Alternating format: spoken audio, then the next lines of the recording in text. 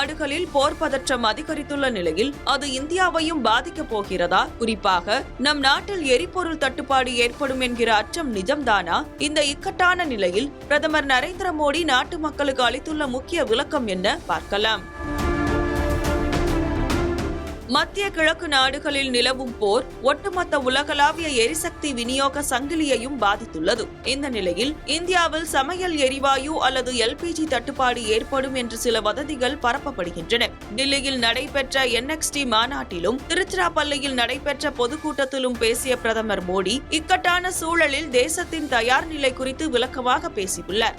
வதந்திகளை பரப்பி பீதியை உருவாக்குபவர்கள் நாட்டின் நலனுக்கு பெரிய பாதிப்பை ஏற்படுத்துகிறார்கள் என்றும் இத்தகைய கடினமான நேரங்களில் மக்கள் நிதானத்துடனும் பொறுமையுடனும் செயல்பட வேண்டும் என்றும் அவர் கேட்டுக்கொண்டுள்ளார்.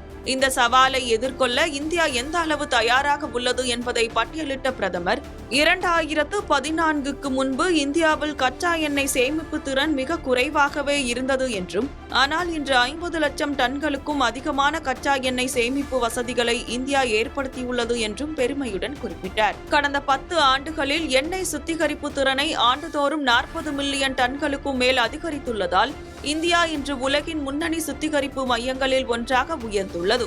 அத்தியாவசிய பொருட்களை பதுக்குபவர்கள் மற்றும் கள்ள சந்தையில் ஈடுபடுபவர்கள் மீது கடும் நடவடிக்கை எடுக்க மாநில அரசுகளுக்கும் அவர் அறிவுறுத்தியுள்ளார். திருச்சிராப்பள்ளியில் சுமார் ரூபாய் 5650 கோடி மதிப்பிலான பல்வேறு வளர்ச்சி திட்டங்களை தொடங்கி வைத்த பிரதமர் தமிழகத்தின் உள்கட்டமைப்பை அடுத்த கட்டத்திற்கு கொண்டு செல்வதில் மத்திய அரசு உறுதியாக இருப்பதாக தெரிவித்தார். குறிப்பாக ஈரோடு மற்றும் நீலகிரி மாவட்டங்களில் சுமார் 9 லட்சம் குடும்பங்களுக்கு பலனளிக்கும் வகையில் குழாய் வழி இயற்கை எரிவாயு விநியோக திட்டங்கள் செயல்படுத்தப்படும் என்று அவர் குறிப்பிட்டார். அதே சமயம் தமிழகத்தில் ஆளும் திமுக அரசு மீது பிரதமர் மோடி மிக கடுமையான விமர்சனங்களை முன்வைத்தார். திமுக ஆட்சியில் அனைத்தும் ஒரு குடும்பத்தை சுற்றியே தொடங்குகிறது என்றும், அமைச்சர்கள் மாறினாலும் அதிகாரம் ஒரு வாரிசு வசம் மட்டுமே உள்ளது என்றும் அவர் குற்றம் சாட்டினார். குறிப்பாக திமுகவின் அறிவியல் பூர்வமான ஊழல் முறையினால் தமிழகம் ஒரு குடும்பத்திற்கான ATM போல மாற்றப்பட்டுள்ளதாக அவர் கடுமையாக சாடினார்.